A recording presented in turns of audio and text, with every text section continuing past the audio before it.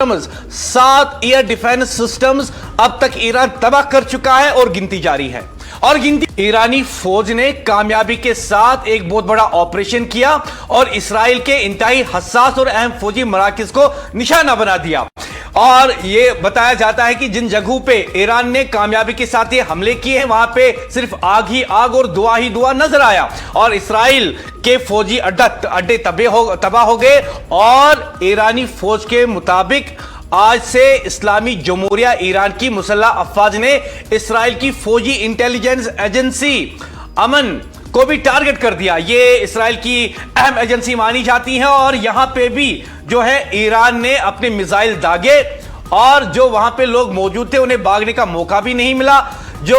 Iran का माफ कीजिएगा जो इसराइल का डिफेंस सिस्टम है वो भी इसराइल के काम नहीं आया। इसराइल ने कोशिश की थी कि वो इन हमलों से बचे, लेकिन ईरान ने पलक झपकते ही मिसाइल छोड़ दिया और इंटेलिजेंस एजेंसी इसराइल का ऑफिस धुआं हो गया, आग में तब्दील हो गया।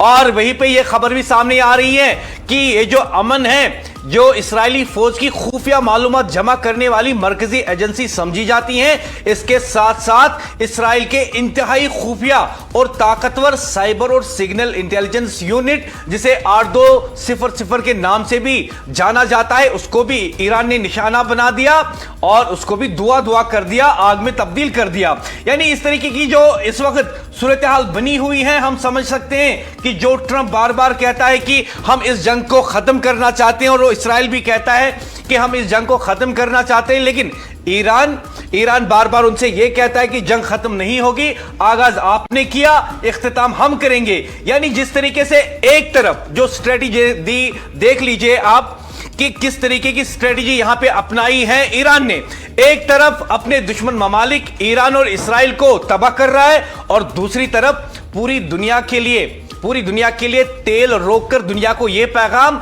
कि जिन लोगों ने जंग शुरू कर दी है उनसे आप पूछो कि ऐसे हालात दुनिया में क्यों बन रहे हैं। यानी एक तरफ इसराइल और अमेरिका पहले हमला कर लेते हैं और उन्हें लगता है कि चंद घंटों में ईरान पे हम कब्जा कर लेंगे और वहां की हुकूमत तब्दील कर देंगे, लेकिन आज 11वां रोज है, जंग जारी है। अमेरिका इसराइल घुटनों पे आके कहते हैं कि बातचीत होनी चाहिए, जंग रुकनी चाहिए और ईरान ने कहा कि आपने शुरू किया, खत्म हम करेंगे। अमेरिका के 17 फौजी अड्डे ईरान ने तबाह कर दिए और इस सिलसिले में न्यूयॉर्क टाइम्स ने बाज़ाब्ता तौर पर एक तहकीकाती रिपोर्ट भी सामने लाई है। यानी जो हम आपको खबर बता रहे हैं ये वो खबर है जिस सिलसिले में न्यूयॉर्क टाइम्स जो कि अमेरिका का ही एक लीडिंग इंग्लिश न्यूज़पेपर है वो ये रिपोर्ट कर रहा है आज कि किस तरीके से ईरान ने अमेरिका के बेशतर तंसीबात फौजी अड्डों को निशाना बना दिया और वहां पे तबाही मचा दी। और सबसे बड़ा